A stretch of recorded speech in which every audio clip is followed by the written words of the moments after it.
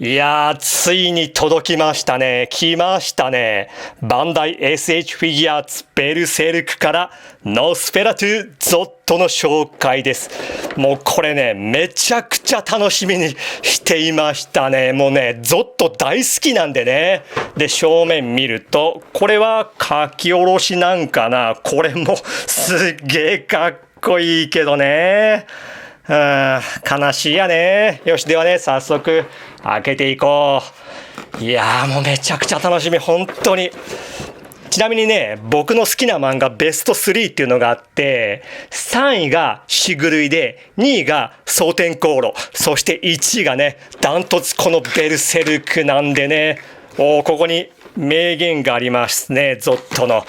よし。ずーっと。すげえ。すげえ。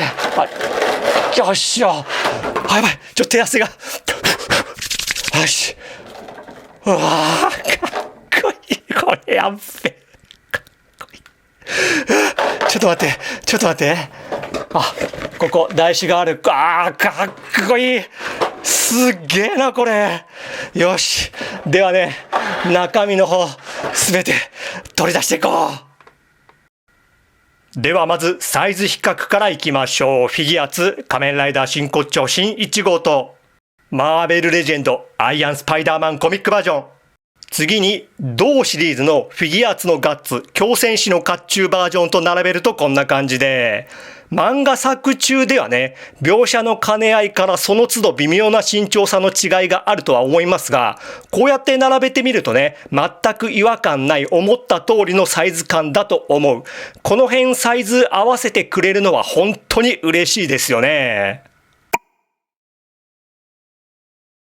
こちらも同シリーズフィギュアーツの強戦士の甲冑劇場ですね。それと並べるとこんな感じで、本編でね、いつかこの形態のガッツとゾットが戦う日が来るんでしょうかね。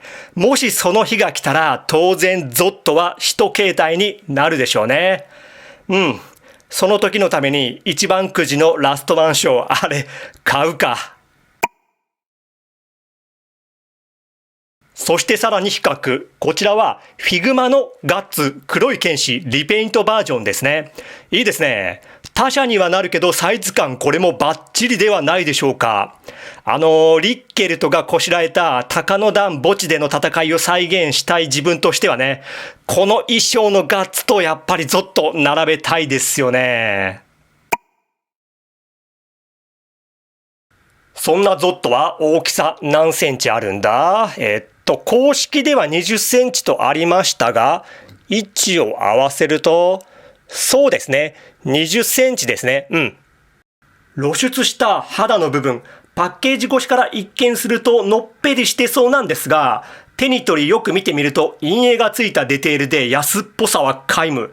各部血管が浮き出た造形で、作中での巨体で怪力無双な見た目をしっかりと再現してありますね。めちゃくちゃかっこいい。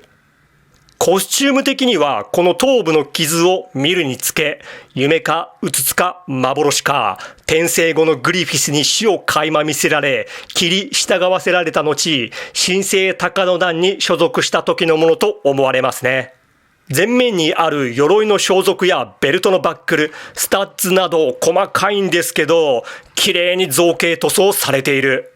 頭部を見てみましょう。角張った輪郭、深く険しいシワ、大きく赤い肉食目、額の傷、下の飛び出た剣士、それらをしっかり再現、原作イメージ通りですね。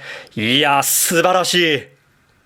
こちらは食いしばり顔。これも素晴らしいですね。作中よく見せる表情で、再現度は完璧だと思いますね。眉間にシワが寄って血管が浮き出た造形で迫力満点。こちらは叫び顔。これも素晴らしい出来で完璧ですね。口内や歯、しっかり造形塗装漏れ一切ありません。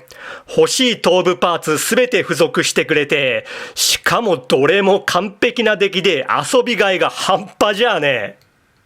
可動範囲、まずは頭部、接続箇所は首の付け根と頭ですね。上はここまでいけるんですね。うつむきはここまでできて、ぐるりと一周はちょっとできないかな。でもこのようにぐりぐり傾き取れる。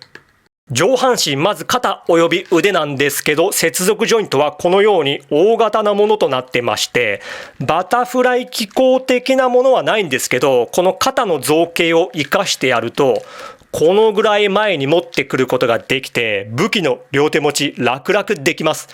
横へは、このベルトが干渉してここまでですね、ぐるりと一周回って二の腕バイセップスがあって、肘がここまでいけて、手首はこれぐらいの角ですね。胴体の方、接続箇所は多分これ腰のみかな。後ろへはここまでいけて、うつむきがここまでですね。ぐるりと一周はこの衣装が干渉してできないですね。傾き、これぐらい取れますかね。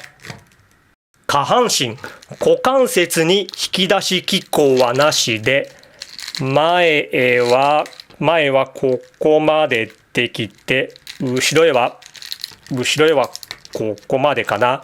股割りがここまでできて、ももに可動あって、膝がここまでいけて、この毛皮のとこでの可動はなしですね。足首、後ろへはこうで、前へはここまでで、つま先あって傾き取れて、接地性はそこそこありますね。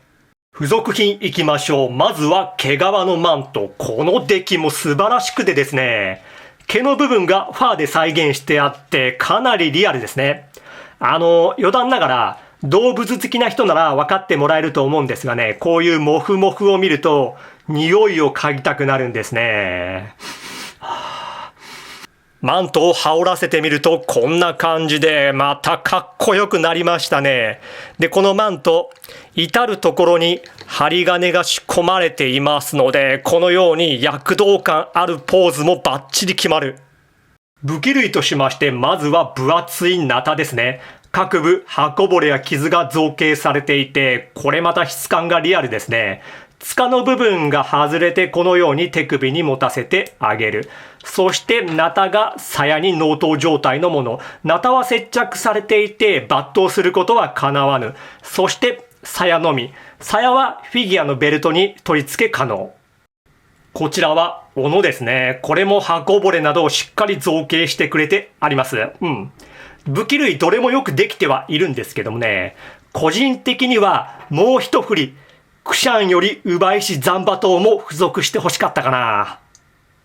手首パーツは開き手と武器の持ち手がそれぞれ左右分と、こちらは腕組みを再現できる腕パーツですね。肩から丸々交換する感じなんですけど、個人的にね、ジョイントの抜き差しはあまりしたくないんですけどもね。先ほどの付属品、一部を除いて全て取り付けるとこんな感じになります。いやもうね、かっこいいしか感想出てきませんね。グリフィスのボディーガードとしてのゾットを完璧に再現してあります。とまあね、フィギュアーツのゾットを見てきたわけですが、これ繰り返しになるんですけど、もう完璧ですね。火の打ちどころがない商品と思います。そして何よりね、遊びやすいんですよ。どこもスムーズに動くんでね、胴の可動こそ狭いんですけど、いろんなポーズを取らせたくなる。いやー、本当に発売してくれてありがとうございます。